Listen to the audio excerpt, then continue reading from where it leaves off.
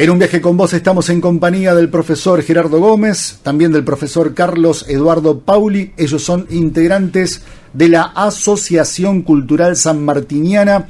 Vienen a hablar justamente del general Don José de San Martín porque consideramos que febrero también es un mes sanmartiniano. A ver, por tirar algunas fechas: Batalla de San Lorenzo el 3 de febrero, Batalla de Chacabuco el 12 de febrero, el Cruce de los Andes, que arranca en enero y termina en febrero, y por supuesto no nos puede faltar como fecha importante el nacimiento del general Don José de San Martín, el 25 de febrero. ¿De qué año, Carlitos?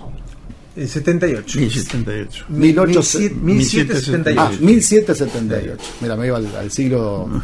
Me adelantaba un siglo. Siglo XVIII. Bueno, gracias por venir, por hacernos el aguante este fin de semana para seguir hablando de esta gran figura que es el general Don José de San Martín, pero dejando de lado, Carlos, al militar momentáneamente, a ver si podemos separarlo porque me parece que van mezclados, unidos, dejando momentáneamente de lado al militar, decía, al político, vamos al costado humano de San Martín. ¿Cómo podemos conocer ese costado humano? ¿Qué cosas podemos resaltar de ese costado humano? Felizmente, a los que nos gusta la historia, San Martín escribió mucho. Ajá. Y escribió cartas, sobre todo cartas, y las más valiosas para nuestro estudio y para nuestra comprensión son las cartas a sus amigos. Ajá. Porque recién en la semana anterior, Gerardo se refirió a sus colaboradores, por ejemplo Godoy Cruz, y ellos fueron después destinatarios de muchas de las cartas de San Martín, en otras etapas de la vida, ¿no? Y el valor fundamental de las cartas a los amigos, yo siempre hago la distinción, digamos, ¿no? Cuando uno se dirige a una autoridad oficial, hay un lenguaje que cuidar, hay expresiones que políticamente conviene a lo mejor no expresar en ese momento, sino más adelante, etcétera, ¿no? En cambio, a un amigo, uno le cuenta y le dice lo que realmente piensa y cómo lo piensa y por qué, y si toma una decisión, por qué la tomó, etcétera, ¿no? Bueno, ese es el San Martín, que la escuela está un poco en deuda con esa figura, con ese aspecto de San Martín, porque siempre se lo suele presentar fundamentalmente como el San Martín guerrero, el libertador, el vencedor, ¿no? Como un hombre que yo cuando era chico me lo imaginaba como esos héroes que teníamos en esa época, o sea, jamás nunca le iba a salir nada mal, nunca iba a fracasar en nada, infalible, todo inmaculado. Claro. Y cuando uno analiza la figura más a fondo, podríamos decir que San Martín tuvo que librar muchas otras batallas, ¿no? Que no son las que se conocen tanto, que no son tampoco batallas en el campo militar, sino las batallas en el campo de la decisión moral, ¿no? Es decir, San Martín es mucho más que un político, es un estadista, es decir, no es un hombre que se maneja únicamente en la coyuntura, sino el estadista es aquel que ve más allá, que proyecta lo que puede ser el futuro de un país, de una comunidad, y en ese sentido la figura de San Martín se demuestra en muchas de sus acciones, y ese ideal, esa mirada profunda, no siempre fue comprendida, y San Martín tuvo la incomprensión de muchísimos de sus contemporáneos. Tuvo muchos enemigos dentro del propio gobierno, de las autoridades porteñas y en otros momentos y siempre predominó en la decisión de San Martín el bien mayor, ¿no? Él en un escrito que tuve hace un tiempo, yo decía que San Martín nunca buscó la revancha, ¿no? Es decir, no se aprovechó de la estatura que había alcanzado su gesta libertadora para aprovecharla políticamente, al contrario. Para vengarse de los que habían hecho la contra. claro, ¿no? Y yo creo que esa etapa de San Martín me parece que debe ser mucho más conocida, difundida, y un poco es la tarea nuestra de la Asociación Cultural, ¿no? Estamos a disposición de las escuelas, de los organismos educativos que nos invitan para charlar o para trabajar esos temas que muchas veces la currícula escolar no tiene en cuenta, ¿no? Por distintos motivos. Carlos, ¿podés identificar alguno de los enemigos de San Martín? ¿O alguno en particular? Bueno, yo diría el más tenaz fue el propio Bernardino Rivadavia. Ajá. Él los cuenta en una carta a Tomás Guido. Ajá. Yo llegué a Buenos Aires a principios de 1812. Ajá. Fui recibido por la Junta Gubernativa de aquella época, que era el primer triunvirato, Ajá. por uno de sus vocales con favor y por los dos restantes con una desconfianza muy marcada. Y bueno, este enfrentamiento de San Martín con Rivadavia Sí. va a traer, entre otras consecuencias, por ejemplo, que hasta estuviera a punto de ser detenido cuando pisara la provincia de Buenos Aires, en su regreso de la expedición a Chile, cuando tenía su esposa enferma.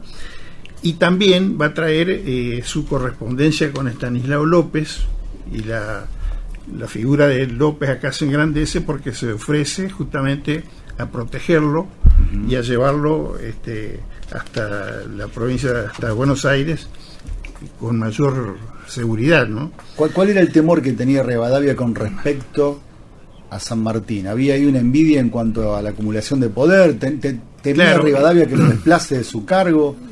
La figura de San Martín fue mal vista. Ajá. Por los hombres, especialmente del directorio, de los distintos gobiernos que se sucedieron en Buenos Aires, sobre todo porque San Martín compartía más la idea americanista de un Artigas, del mismo López, y en ese sentido todo el plan continental y todo apuntaba a la unidad americana, ¿no?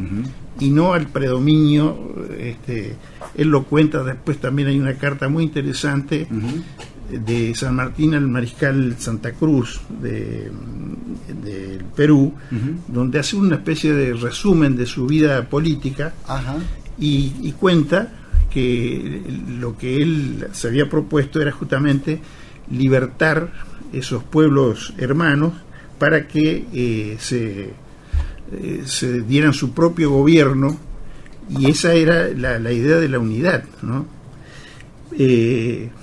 Yo diría que, por ejemplo, cuando San Martín le ofrecen, hay muchos elementos importantes, pero hay algunos que son muy significativos. Por ejemplo, en 1839 San Martín estaba ya exiliado. Hay un conflicto en la Confederación Peruano-Boliviana, y el encargado de las relaciones exteriores, que era Juan Manuel de Rosas, lo propone como ministro plenipotenciario ante el gobierno del Perú. Ajá. La respuesta de San Martín, si me permiten, la leo porque creo que es elocuente. A ver. Si solo mirase mi interés personal, nada podría lisonjearme tanto como el honroso cargo a que se me destina. Un clima que no dudo es el que más conviene a mi salud, la satisfacción de volver a un país de cuyos habitantes he recibido pruebas inequívocas de afecto. Además, y acá viene un dato que hoy es muy significativo, además, mi presencia podría facilitarme en mucho los crecidos atrasos que se me adeudan por la pensión que me señaló el primer Congreso del Perú. He aquí las ventajas que me resultarían con la aceptación del cargo, pero faltaría a mi deber si no manifestase igualmente que, enrolado en la carrera militar desde la edad de 12 años, ni mi educación ni mi instrucción las creo propias para desempeñar con acierto un encargo de cuyo buen éxito puede depender la paz de nuestro suelo. Esta circunstancia no puede menos que resentir mi delicadeza al pensar que tendría que representar los intereses de nuestra República ante un Estado a que soy deudor de favores tan generosos y que no todos me supondrían con la moralidad necesaria para desempeñarla con lealtad y honor. Yo muchas veces me he preguntado, y lo he hecho también con mis alumnos, cómo sería la Argentina hoy si cada uno de nosotros, antes de asumir una función dirigencial, ejecutiva, en cualquier orden, nos preguntáramos sinceramente: ¿estoy capacitado? ¿Soy yo el más apto, el más idóneo? ¿O hay otros, ¿no? Creo que las cosas serían un poco distintas y quizás mucho mejores, ¿no? Y lo otro, creo yo, hay para destacar, ¿no? Como profe de lengua te lo digo, la verdad que la pluma de San Martín, sí, podemos decir, su coherencia y su cohesión textual, sí, su prosa es fantástica, sí, es muy, de un estilo muy bueno. Bueno. Con lo cual esto está indicando que su formación, sus estudios como militar fueron bastante completos, sí. por lo visto, ¿no? Sí. Un hombre de gran cultura, de gran manejo de la pluma. Sí. Y lo otro, Carlos, ayúdame a pensar, vos sos el especialista, donde mejor se ve, creo yo, por lo que conozco, el lado humano de San Martín, se puede ver, creo yo, en las máximas, en las notas que dejó a su propia hija, donde ahí uno ve ese costado humano de una manera muy explícita también.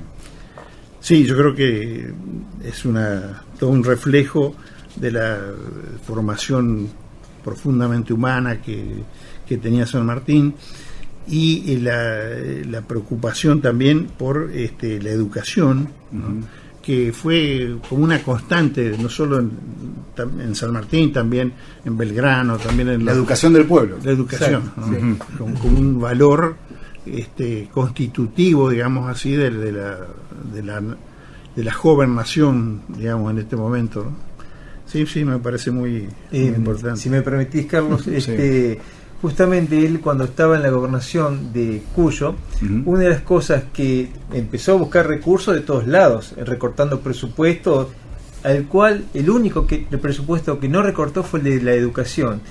Y le decía a los educadores que tiene una misión fundamental, que es la de hacer tomar conciencia en esa época de que ya no son habitantes de una colonia, sino que son un pueblo libre, y que tienen que hacer desear esa libertad y transmitirla con el patriotismo y los deberes cívicos.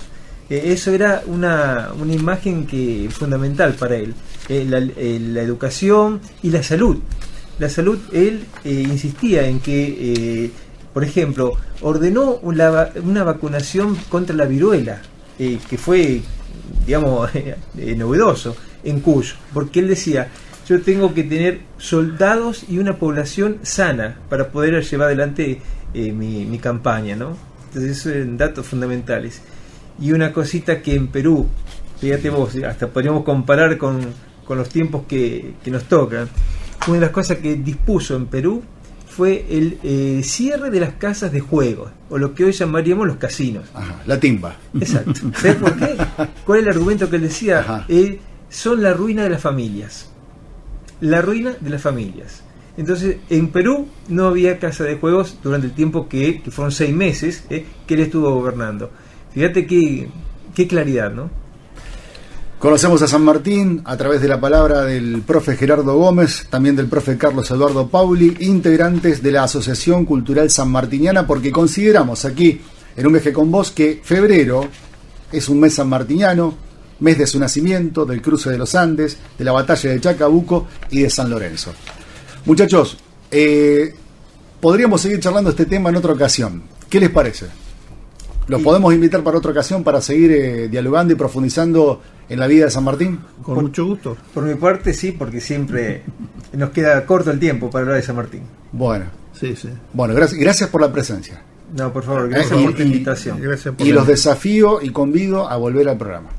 ¿Cómo no? Con mucho gusto. Aceptado. Gracias. Gracias, Martín. Seguimos haciendo un viaje con vos.